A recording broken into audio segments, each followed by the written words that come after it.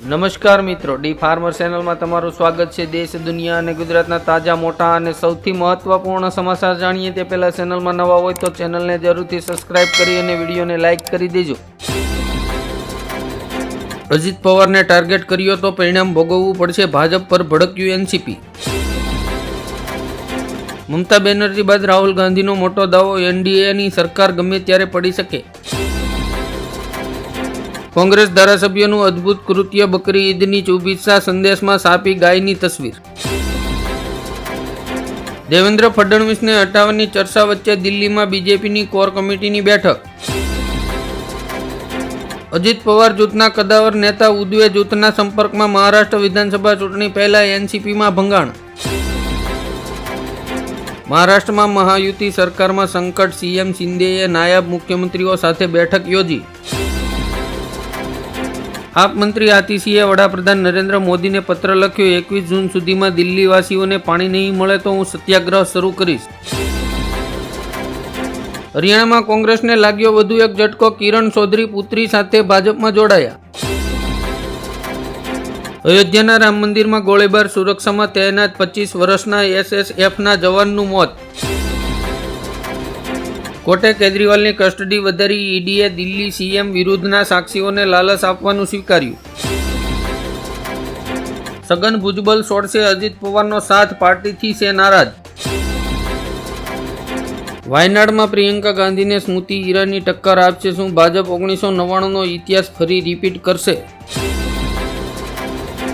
એનસીઈઆરટીના પુસ્તકમાં બાબરી મસ્જિદનું નામ બદલતા ઓવેસી થયા ગુસ્સે, કહ્યું સુપ્રીમ કોર્ટનો નિર્ણય ન ભૂલો। દાળનું ઉત્પાદન વધારવા માટે સરકાર અડદ અને તુવેર દાળના એમએસપીમાં 10% સુધીનો વધારો કરશે। પ્રિયંકા ગાંધી ઉમેદવાર બનતા જ કોંગ્રેસે પીએમ મોદીને વાયનાડથી ચૂંટણી લડવાનો પડકાર ફેંક્યો। ફક્ત મુસ્લિમોના જ ઘર તોડવામાં આવે છે, એમપીમાં બુલડોઝરની કાર્યવાહી પર ઓવેસીએ પૂછ્યું।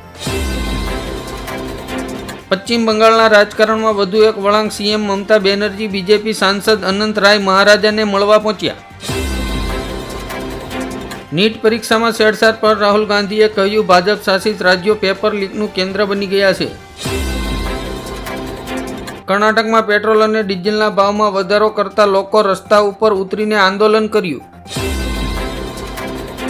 સ્વાતિ માલીવાલાએ રાહુલ ગાંધી અને શરદ પવારને લખ્યો પત્ર, ગેરવર્તન સામે ન્યાયની કરી માંગણી। પ્રિયંકા ગાંધીએ વાયનાડથી ચૂંટણી લડવાનું નક્કી કર્યું, ત્યારે અશોક ગેહલોત અને સચિન પાયલોટે કહ્યું, મને પૂરો વિશ્વાસ છે।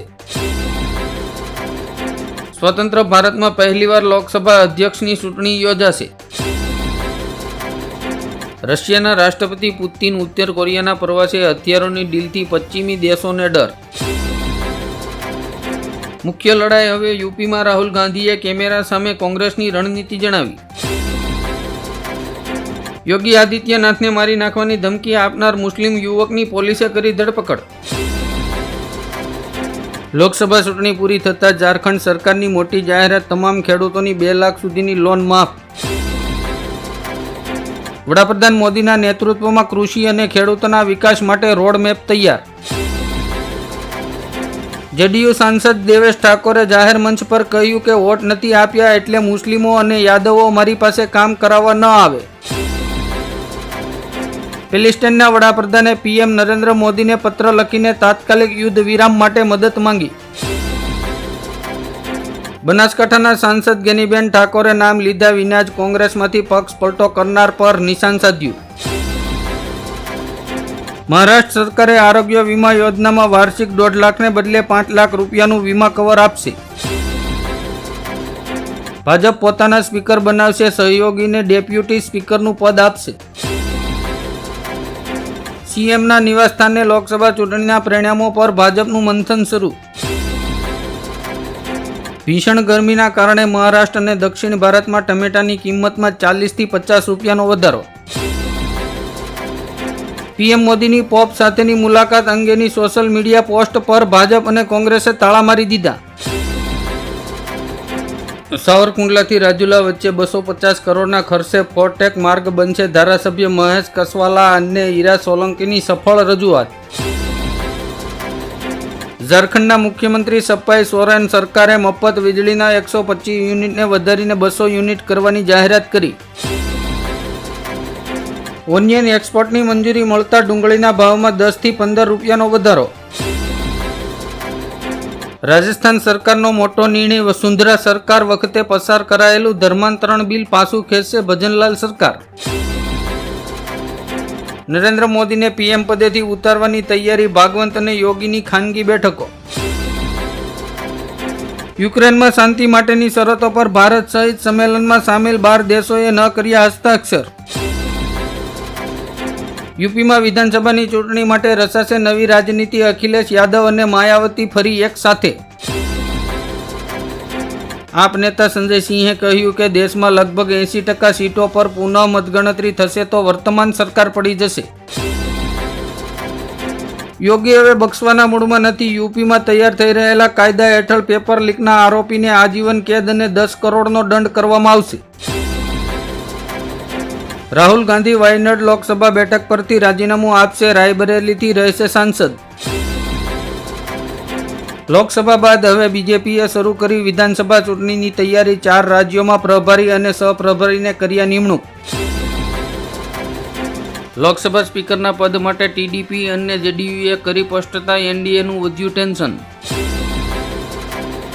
શક્તિસિંહ ગોહિલે ગુજરાત સરકાર પર સૌથી મોટો 12 અજબ 20 કરોડના ભ્રષ્ટાચારનો આરોપ મૂક્યો.